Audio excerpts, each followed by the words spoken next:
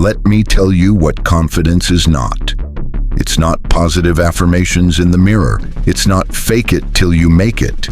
It's not visualization boards or manifestation journals or telling yourself you're a lion when you've never won a fight in your life. Those things might make you feel better temporarily. They won't make you confident, because confidence is not a feeling, it's a structure. And like any structure, it's built on specific materials in a specific order, following principles of engineering that have existed for centuries. Niccolò Machiavelli understood this. When he wrote about power, leadership, and human nature in Renaissance Italy, he wasn't writing fantasy. He was documenting what actually worked versus what people wished would work. And here's what he observed. The most confident leaders weren't the ones who believed they were invincible. They were the ones who knew exactly what they were capable of and what they weren't. They built their confidence on reality, not hope. Today, we're going to build confidence the way an architect builds a cathedral, not with wishes, with load-bearing truths. This will not be comfortable. Building real confidence requires demolishing the false confidence you've been carrying. But I'd rather give you something that stands for a lifetime than something that crumbles the first time reality tests it. So let's be honest about what we're actually building here. Every building starts underground. You can't see the foundation of a skyscraper, but it's the only reason the skyscraper stands. Machiavelli's first principle: know yourself with ruthless accuracy. Chapter 23 of The Prince. A prince should always seek counsel, but when he wants it, not when others want to give it. Translation: don't let other people tell you who you are. Figure it out yourself first. This is where most confidence building fails. People start with delusion. I'm great at everything, or I'm terrible at everything. Both are lies. Real confidence starts with accurate self-assessment. Here's the exercise Machiavelli would give you. Take out a piece of paper, draw a line down the middle. Left side, what I'm genuinely good at. Not what you wish you were good at. Not what your parents told you you're good at. What you have evidence you're good at. Has someone paid you for this skill? Have you received unsolicited recognition? When you do this thing, do results consistently follow? If yes, it goes on the left. If no, it doesn't. Right side, what I'm currently not good at. Not defects, not permanent disabilities, just accurate assessment of current reality. I'm not good at public speaking, yet. I'm not good at negotiation, yet. I'm not good at managing people, yet. The yet matters, because this isn't about self-flagellation. It's about honest inventory. Here's what this does. It prevents you from building confidence on skills you don't have. I've watched people walk into job interviews confident about abilities they didn't possess. They got exposed. Their confidence shattered because it wasn't based on reality. I've watched other people walk into those same interviews knowing exactly what they brought to the table and exactly what they'd need support on. They got hired. Their confidence held because it was accurate. Machiavelli observed leaders who believed their own propaganda. They died confused, wondering why reality didn't match their self-image. He observed other leaders who knew their limitations and compensated strategically. They built empires. The foundation of confidence is not believing you're perfect. It's knowing exactly where you stand. When you know what you're good at, you can leverage it. When you know what you're not good at yet, you can either develop it or delegate it. But you can't do either if you're lying to yourself. So that's the foundation. Brutal honesty about current capabilities, not who you'll be, not who you were, who you are right now based on evidence. Build on that. Once you know what you're good at, Machiavelli's second principle: position yourself where your strengths matter. Chapter 20. A prince is respected when he is a true friend or a true enemy. That is, when he declares himself without reservation in favor of one side or against another. Translation: don't try to be good at everything. Choose a battlefield where your specific weapons are effective. I'll give you a real example. two software engineers, both competent. One positions himself as a generalist. I can code in any language, work on any project. The other positions himself as a specialist. I build secure payment systems for healthcare companies. The generalist competes with 10,000 people. His confidence is constantly tested because he's always proving himself against the crowd. The specialist competes with maybe 50 people globally. His confidence is stable because he's rare.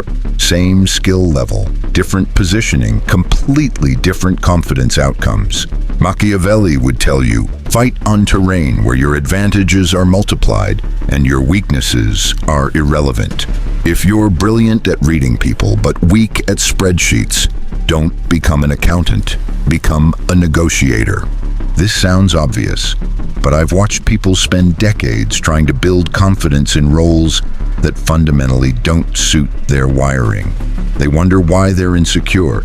It's because they're fighting uphill every day in terrain designed for different strengths.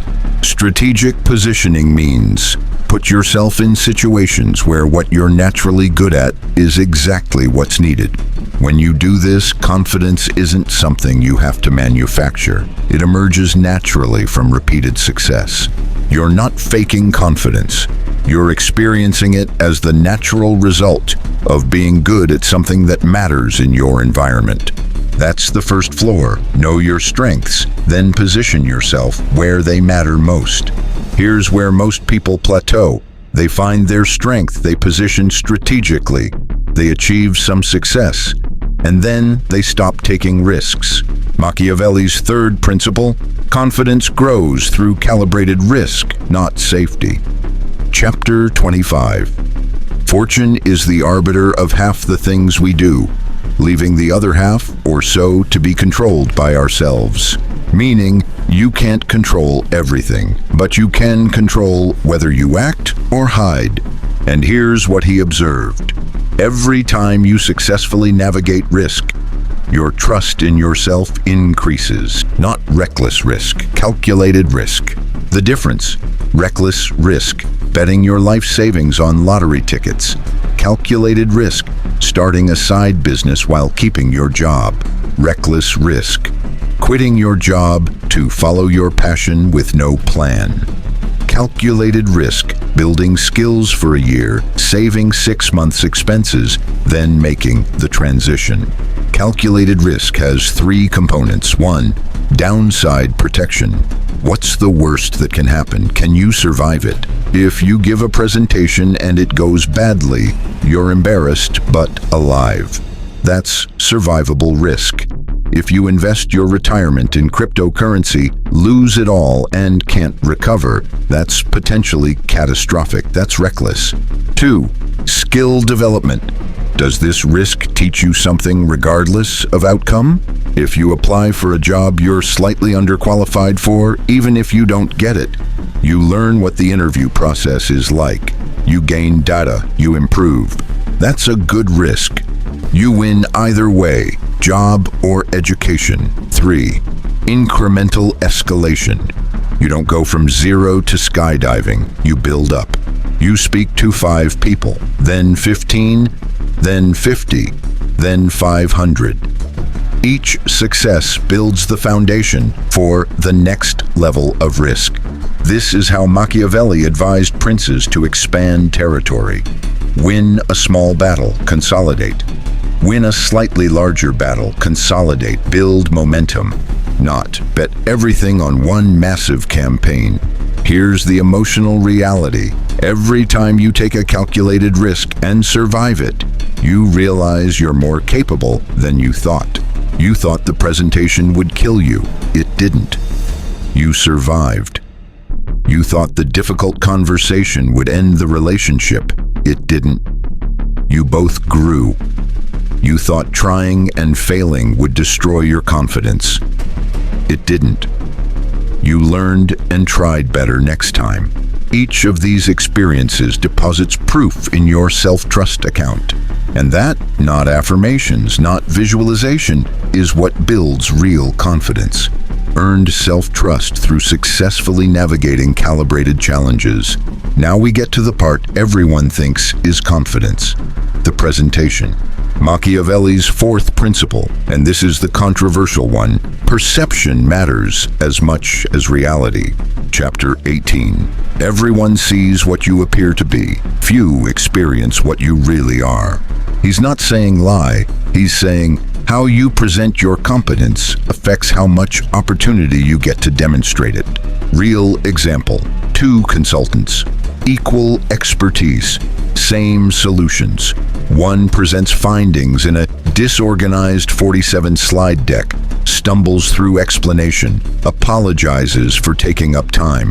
The other presents findings in a clean 12-slide deck, walks through it with controlled pacing, ends with clear recommendations. Same content, different delivery. Guess which consultant gets hired for the next project? This makes people uncomfortable. Why should presentation matter if the work is solid? Because humans are pattern-recognizing animals. We use proxies. If you can't present your ideas clearly, we assume you can't think clearly. If you can't speak with conviction, we assume you're not certain. If you can't project competence, we assume you lack it. Fair? Maybe not. Reality? Absolutely. So Machiavelli's advice: master the presentation layer. This doesn't mean fake it. It means learn to accurately demonstrate what you're capable of. 3 elements. 1. Body language. Stand straight. Not because power posing magically creates confidence, but because slouching signals defeat. And if you signal defeat, people believe you. Make eye contact, not aggressive staring, but don't hide from human connection. Speak at a controlled pace, not fast anxiety, not slow uncertainty, measured.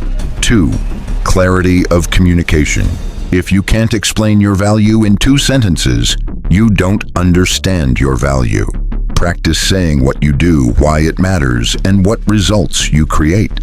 I help healthcare companies reduce billing errors by 30% through automated verification systems. Not, I work in healthcare IT and do various projects related to optimization and stuff.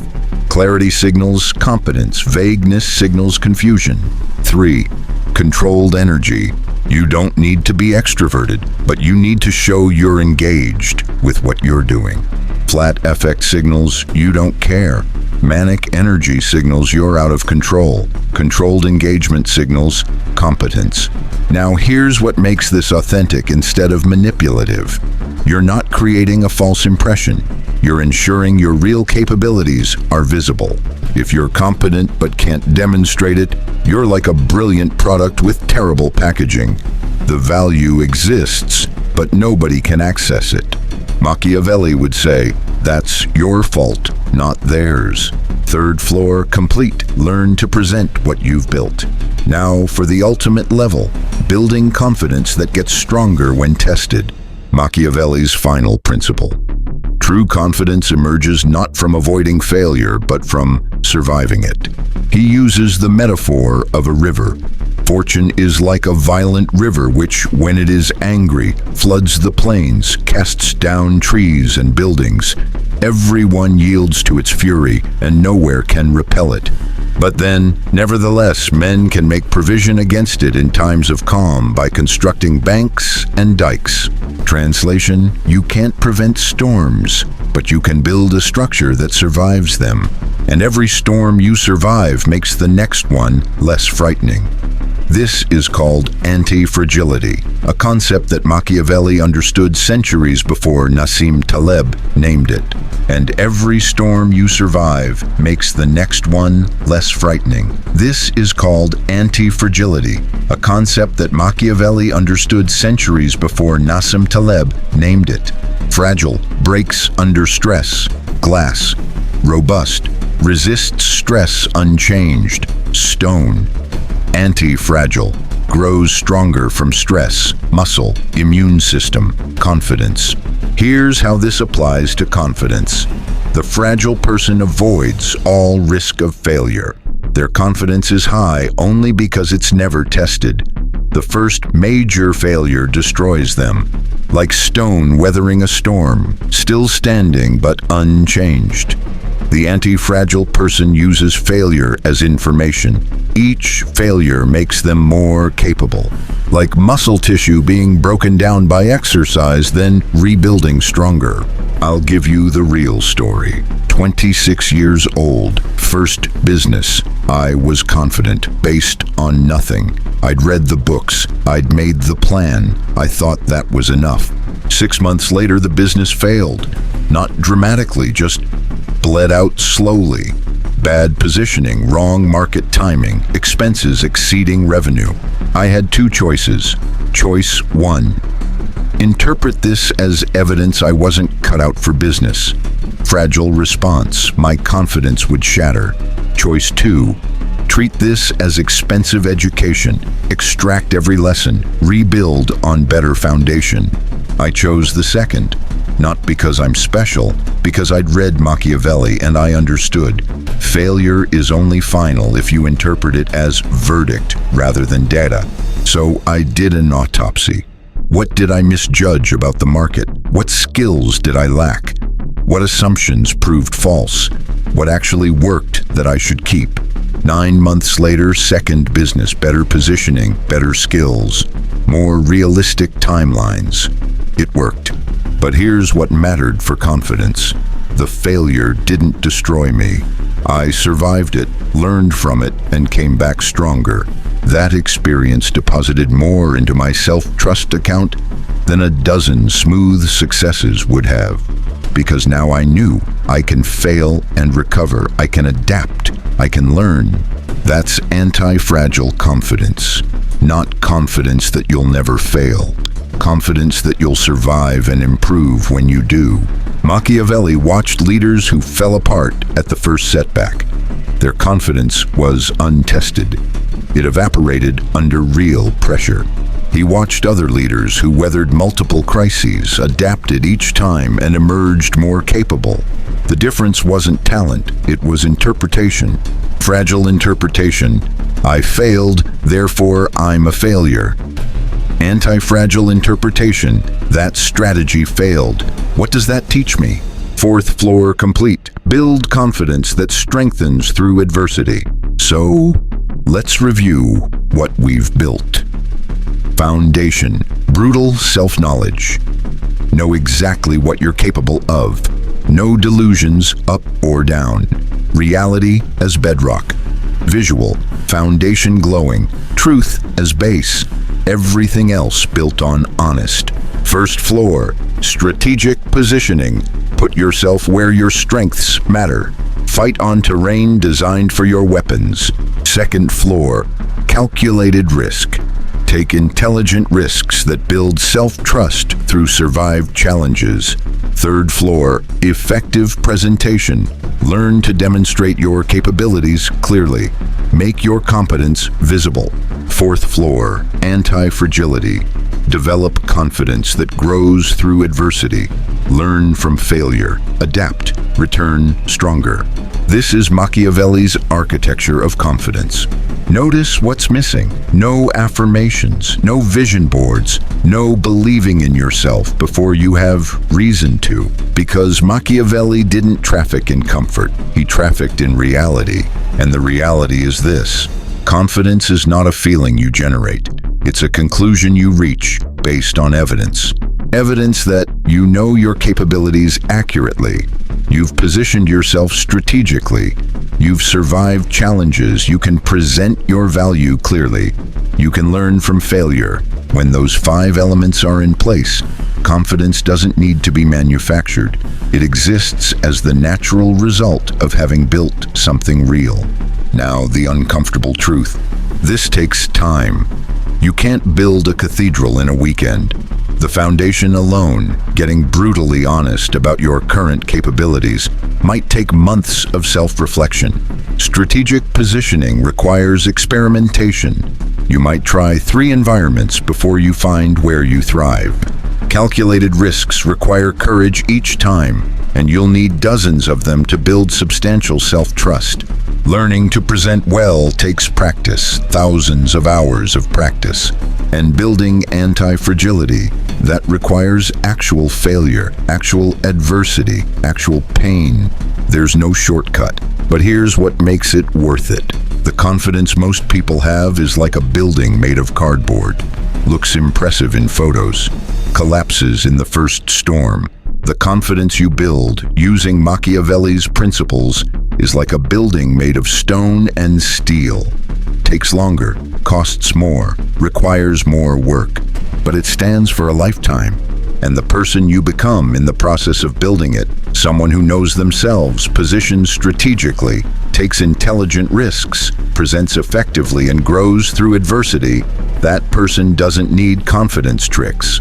They have something better: justified self-respect. We don't do affirmations here. We do architecture. We don't do manifestation. We do engineering. We don't sell you comfort. We give you tools. The work is hard. The timeline is long. The process is uncomfortable. But what you build will stand. If that's the kind of confidence you want to build, the kind that survives storms, grows through challenges, and lasts a lifetime, then you're in the right place. Not because I'm selling you something, but because you've decided the work is worth it. Welcome to the construction site. Let's build something real.